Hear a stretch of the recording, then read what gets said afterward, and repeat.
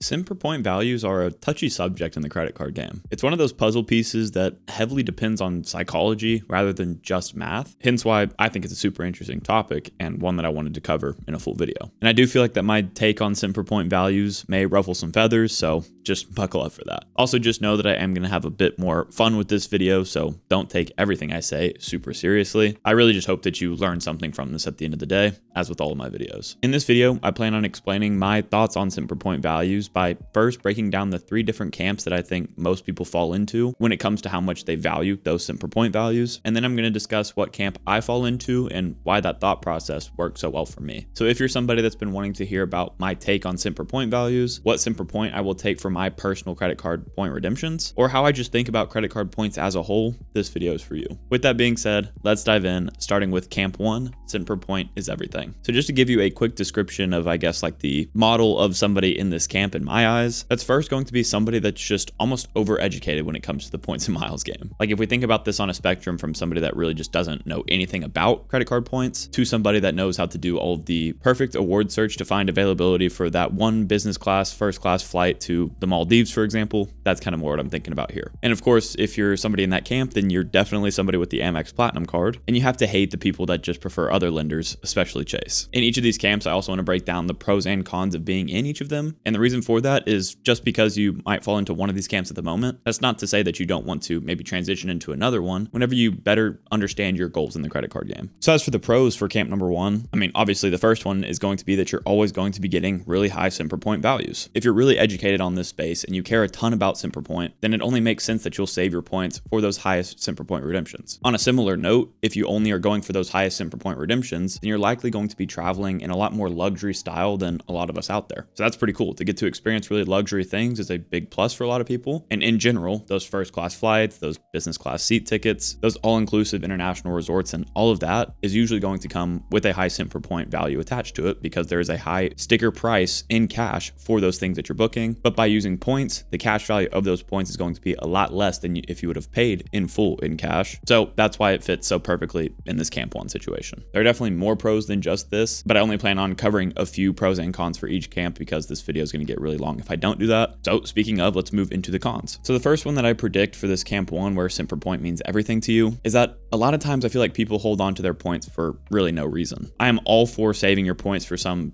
massive trip that you want to take down the line. But if you're somebody that's just always holding out on using your points, unless you got some like 10 cent per point redemption, but you don't usually travel in that style anyways, that just doesn't make any sense to me. And in line with that, I think another con is that you might force redemptions that don't actually align with your travel goals. I can definitely see myself kind of falling into this trap here and there, but I definitely see it becoming more of a problem if you really feel bad about not getting a high sim per point value. Because if you're kind of stuck in that mindset, taking even just a domestic trip with a carrier like Southwest, for example, and getting 1.5 cents per point sounds like a really bad deal to you, and you may not end up taking that trip because you didn't want to pay cash for it. And I don't know. To me, I would rather make the memories and take that trip rather than hoarding my points for something that may never even come up. Now, at this point, you can tell that I've been talking about only travel redemptions with this camp 1. And that's because the next con is that you're never really going to redeem your points for cashback. I say that because cashback redemptions are usually capped at 1 cent per point, meaning that 100 points equals $1. But the people in this camp 1 are usually looking for at least 2 cents per point, and I would imagine more like 5 to 10 cents per point on all their redemptions. And the only way that you get that is going to be with transfer partners. And further than that, it's really only going to be with transfer partners that are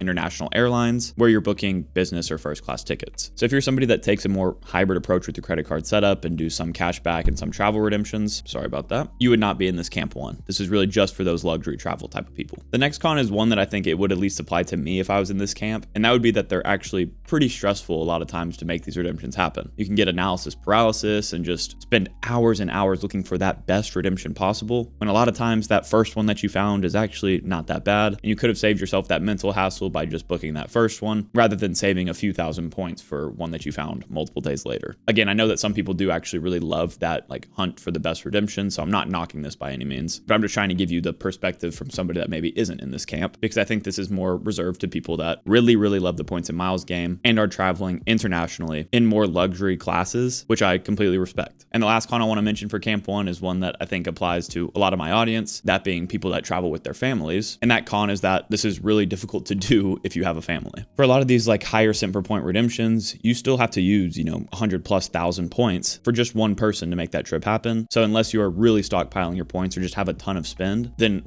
accumulating enough points to take, say a 4-person family on one of these trips is really, really hard to do for the normal person. Now, like I said earlier, being in Camp 1, you likely do have a card like the Amex Platinum, for example. And if you do, then I want to introduce you to Kudos. Kudos isn't just another shopping tool. It's a free browser extension that Card Rates calls the #1 app to multiply your credit card rewards. And for a limited time, they're going to be giving y'all $20 back after your first eligible purchase. So listen up. I don't know about you, but a lot of times I don't exactly know which credit card I want to use to give me the most value, especially when I'm shopping online. And that is where Kudos comes in clutch. If you have Kudos installed, it's just going to show up at checkout, recommend the best card for you to use on that site to get the most rewards, and then we'll double your earnings on more than 15,000 stores like Walmart or StubHub. So what this means is that if you usually earn, say, 3% on a site like Priceline, you're now going to get 6% in credit card rewards thanks to Kudos. Now, of course, you may be wondering what the cost of this is because that sounds pretty cool. And luckily for us, Kudos is completely free. The way that Kudos makes their money is that they make a small commission off of their partnered sites that you shop off of. That does not mean that any cost is getting passed down to you. Those partner sites just show Kudos some thanks by giving them some kickback for bringing us to their sites. And honestly, one of the biggest things I like using Kudos for is not only all of this doubling of your rewards, but it acts as a safe way, bank level encrypted, to store your card information. So that way, no matter where I'm shopping online, Kudos will autofill all of my information for me, which is really nice. That includes the 3 digits on the back of your card as well, and your zip code and all of that. So literally just one click, you apply all the information and you're good to go. If you're interested in trying out Kudos yourself, please be sure to do so through the link below and use code Spencer to let them know that I sent you. Like I mentioned earlier, Kudos is also giving my viewers 2,000 points, which is the equivalent of $20 cash back after your first eligible purchase for a limited time. So why not stop leaving money on the table and go ahead and join over 150,000 Kudos members who have earned over $100 million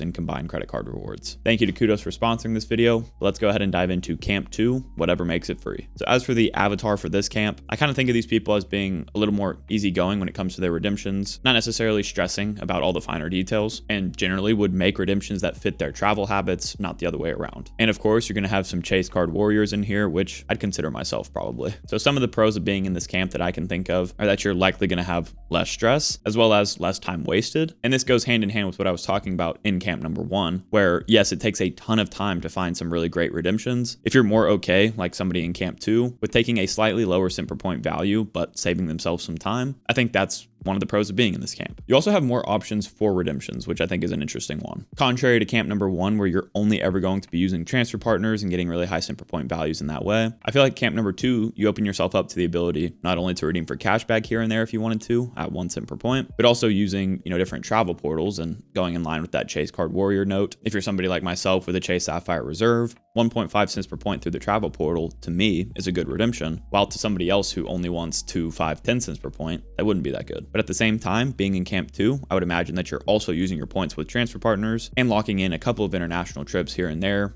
in business or first class that will raise that average cent per point value for you. So yes, you have the cashback and the travel optionality with camp 2. And then the last pro I want to discuss here is that you can be in this camp and also redeem for your whole family. Whenever you start to use travel portals or are just happy with taking a slightly lower cent per point redemption, again, you're just opening up more options to redeem for your family and will require less points in order to do so. So if you're somebody that really loves like road tripping across the US or just maybe taking some shorter flights to different places in the US, if you're not stressed about getting 2+ cents per point for your domestic flights or the hotel stays that you're staying in, then you can actually put your points to work at, say, a 1.5 cent per point value average and make those memories happen rather than stockpiling them for something that, again, may never happen. As for some of the cons, for one, you're not always going to be getting high cent per point values. I would still say that people in this camp are hoping for a good average cent per point value over the course of a year, for example, but that might mean that you do a 1 cent per point redemption here, a 3 cent per point redemption there, and your average for the year comes out to, say, 2 cents per point. And to me, that seems like a more sustainable approach to it, but I could be wrong. And another con to this that some people may think of is the fact that you're likely taking more domestic and economy trips being in this camp, because again, luxury trip redemptions are going to basically always give you higher cent per point values because that cash price of those stays are so high and the points cost is a lot lower. When you're talking about domestic and budget trips, the cash price is already fairly low, hence why your cent per point value is also a bit lower. So if you're somebody that is constantly traveling more in that budget fashion, then you kind of have to be okay with taking a lower cent per point value, and I would say that you're probably somebody in camp 2. Then we move on to camp #3, anything goes. Now, a description of the avatar for camp #3 would, for one, be somebody that just maybe isn't educated on the points and miles game, probably have a mix of cards like some cashback, some travel cards, but probably mostly cashback, and is just honestly the most carefree, where you don't really care what your points give you. You just want to make redemptions happen. The big pros to being in this camp are that, I mean, for one, you're going to have no stress at all because you just genuinely don't care what value your points give you. And secondly, every single option goes. It doesn't matter if the redemption gives you half a cent per point in cash back or 5 cents per point through a transfer partner. You're probably not even touching those transfer partners because it takes too much time. And if you do, you're probably sticking to what you know very well, like maybe transferring from Amex to Delta, for example, even though that's not going to give you the highest cent per point value. Now, those are obviously some decent pros, but there are more cons to being in this camp than I think any of the other ones. And the first one, which is probably the biggest, is that you're not only wasting points, but you're wasting a lot of your spend. If you're somebody in this camp, I would highly suggest that you at least learn a little bit about the different redemption methods given the lenders that you have cards from, because a lot of times you can redeem for basically exactly the same thing, but just do it in a slightly different way and get a higher cent per point value, and therefore save yourselves a lot of points, as well as make your spend go a lot further than it would otherwise. For example, one thing I always see is that a lot of people just like to use their points on Amazon because that's something that the lenders advertise to us a lot to use our points for. And the reason for that is because it gives you less value, meaning it puts more money in their pockets if you use those redemption methods rather than just slightly switching it up. So say, for example, with like Chase, you get, I think it's like 0.8 or 0.7 cents per point with Amazon. If instead you just cashed out those points at a 1 cent per point rate, you could then go buy the exact same thing on Amazon and just do one little extra step of moving the cash back to your bank account and then using that money to pay for the purchase. But you just gave yourself, say, 25% more value for your points by just doing that simple thing. So a little bit of education on this topic goes a very long way, and that is especially true for the travel side of the credit card game, like the difference between redeeming for travel through a portal at 1 cent per point or through transfer partners booking with the exact same hotel, for example, but getting 2+ cents per point. That's a massive difference in value, and one that I think is worth learning about. Another con, which probably isn't a con for people in this category, but would be to a lot of us, is that you never really get to experience those luxury trips. And the reason for that is because it would take too much time to make those redemptions happen, or just way too many points.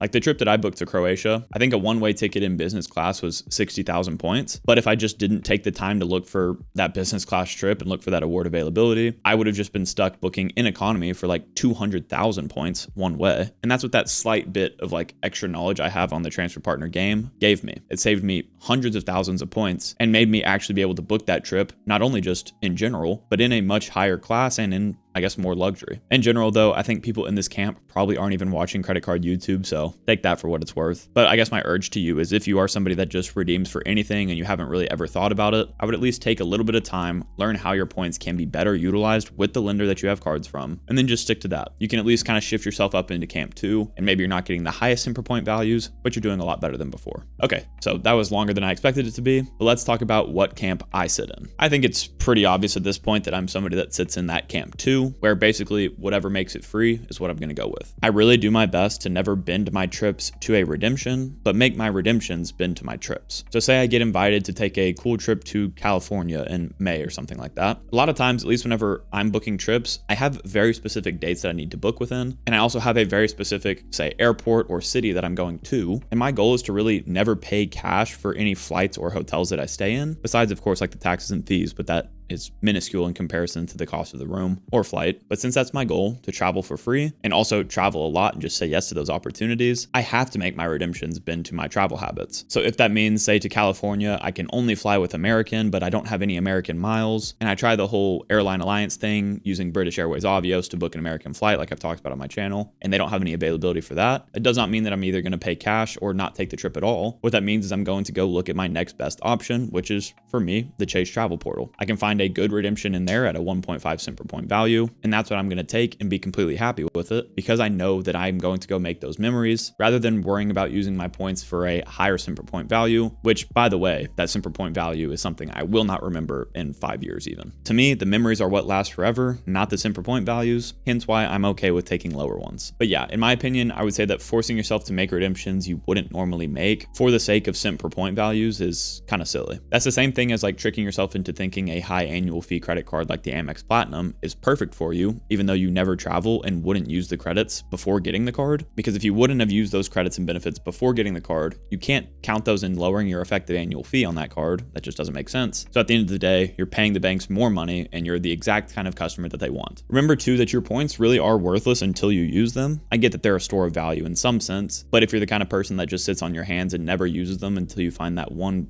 just perfect trip for you that doesn't happen for 10 years, I would recommend sitting down and coming up with a little bit of a better strategy to actually make your points work for you. That's kind of the whole point of earning points. Pun intended, I guess. Now, all this is pretty theoretical, kind of more of like a psychological exploration that I'm kind of going down in this video. But to make this as helpful to you as possible, I know a big question that I get asked a lot, either just in comments or through my one-on-one calls, is what lenders should I get credit cards from? And honestly, my answer is pretty simple, and it's the same for everybody. You need to choose a lender based on your redemption habits. For example, if you're somebody that likes to redeem for both cashback and travel at a respectable rate, then Chase and Citi are going to be your best bets. If you're somebody that only ever wants to travel and you know that you'll use the credits and benefits that come on their credit cards, Amex could be an excellent option for you. And I could keep coming up with examples here, but the fact of the matter is that the lender that you choose credit cards from will heavily depend on your redemption strategies. And remember too, that if you're somebody on team travel, well, then you have to think about this a little bit further because every lender is going to have access to different transfer partners. And say you're somebody like me that really always flies with Southwest and stays at Hyatt hotels, then getting Amex cards may not make that much sense for you, but Chase on the other hand has those two as partners and is the perfect lender for you. I also want to take the time to explain I guess my goals with my credit card points for this year. Like what is my minimum cent per point value I will take from each of my credit card lenders, that being Chase, Amex, Capital One, Citi, and Bilt now. So let me go ahead and break those down. So with Chase, I would say that my minimum is probably going to be that 1.4 to 1.5 cent per point range. Yes, I know that I have the Chase Sapphire Reserve, so I should theoretically never be redeeming for less than 1.5 cents per point. But like I just said, I'm somebody that flies with Southwest a lot. And rather than booking a Southwest flight through their portal where I would,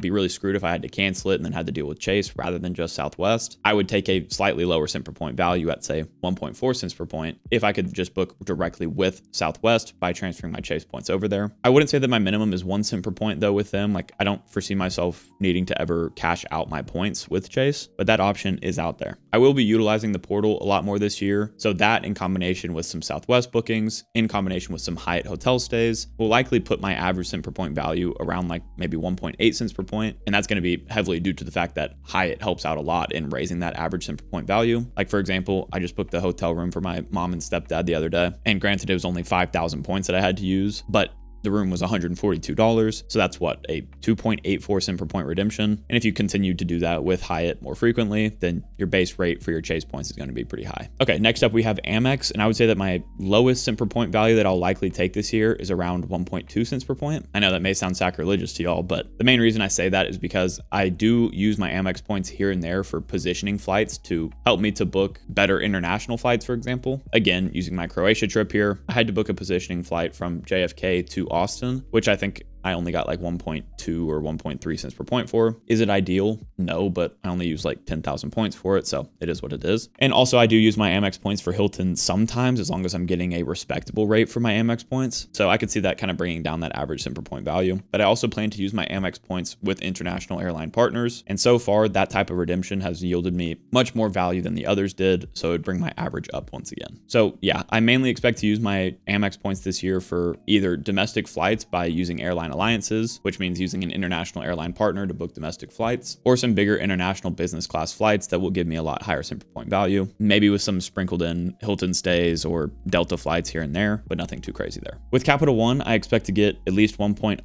to 1.1 cents per point, a weird number, I know, but so far my Capital One miles just haven't really been put to much use, and I hope to put them to more use this year. The reason I say the 1.05 to 1.1 though is because there's a little trick with Capital One miles where instead of just booking travel through their portal in points and getting 1 cent per point, you can book those trips through the portal on say your Venture X, which is what I have, and then use their point eraser tool at a later date to remove that purchase at 1 cent per point. But since you purchased it on the card, you got either 5 or 10x back on that purchase, effectively giving you 1.05 to 1.1 cents per point for that redemption, compared to getting just 1 if you wouldn't have done that in the first place. Like I said, I hope to put my points to use more with Capital One this year, and I foresee their points being mainly used for that same kind of thing with like the domestic flights using airline alliances or for just straight up international flights. And I also want to try that like Turkish Airlines redemption method where you only have to use like 10,000 points to fly like anywhere domestically. I don't know a ton about that method yet, and I'm going to try to use it more this year. So of course, videos will be made about that. So for right now, Capital One miles not really getting used a ton, but hopefully will start to pick up, especially whenever my other currencies start to dwindle over the course of the year. Now with Built, I expect to get at least 1.25 cents per point for all my redemptions. And that's mainly going to be that base because of the access to the travel portal, as well as the Built experiences that will give you that 1.25 cents per point. However, I most likely will be always trying to use my points again with transfer partners, giving me hopefully more than 2 cents per point. And theoretically, I will be holding on to all of my Built points for specific Built rent day transfer bonuses that they do, at the first of every month, because that'll basically make your points worth like a ton more, like 75 to 150% more. So while I plan on using all my points in that fashion, I at least wouldn't be upset if I had a couple of 1.25 cent per point redemptions in there. Then the last one is going to be City. Now City, I'm really not redeeming any of my points until I get the City Premier card. So this is kind of like a non-applicable one. I could technically cash out all of my City points right now at 1 cent per point and put some cash back in my pocket. But being on team travel, I try to use all of my points for travel. I kind of think of all of my credit card points as being a travel bank for myself. So these City points have kind of just been sitting there literally for like 3 years now. And hopefully by the end of this year, whenever I have a lower velocity, I will actually add the City Premier to my setup and can then actually have a base redemption rate for these points. So as you can tell, it doesn't really look like I'm shooting for the fences here. All of my base cent per point values are pretty close to like 1 cent per point. And a lot of y'all would think that that's kind of crazy, especially whenever we see that the points guys valuation of really all of these points is like 2 cents per point. But remember, those are average cent per point values. I'm talking about base cent per point values here, which is a very different conversation. As I mentioned earlier, for some of these points, I might get like a 1.25 cent per point redemption for a few thousand points, but then later get like a 5 cent per point redemption for 100,000 of my points. So that average value should theoretically be a lot closer to the points guys valuation than I might have kind of led you to believe here. My main travel goal this year is again to say yes to really every opportunity I can. And no matter how I get there, I plan to use my points to help with that, to make it as close to free as possible. I want to earn and burn, like my buddy Luke's Points and Miles says, and make my points work for me rather than me working for them. And I know in making this video that I have to address the fact that yes, I am a credit card YouTuber, so that affords me the luxury of earning a lot of referral points, for example, which plays a role in why I'm okay with taking lower cent per point values for some of my redemptions. But I genuinely believe that even if I didn't have any of the referral points that I do, I would still be stuck in that camp too, where I don't really stress about the actual cent per point value I get, as long as my average is higher than a cashback rate would be. But it's honestly really important for you to set a plan for yourself in this regard, because say you're somebody that only earns a few thousand points a year and you want to be able to take your family on one big trip a year, you have to be very meticulous with how you actually use your points and maybe not,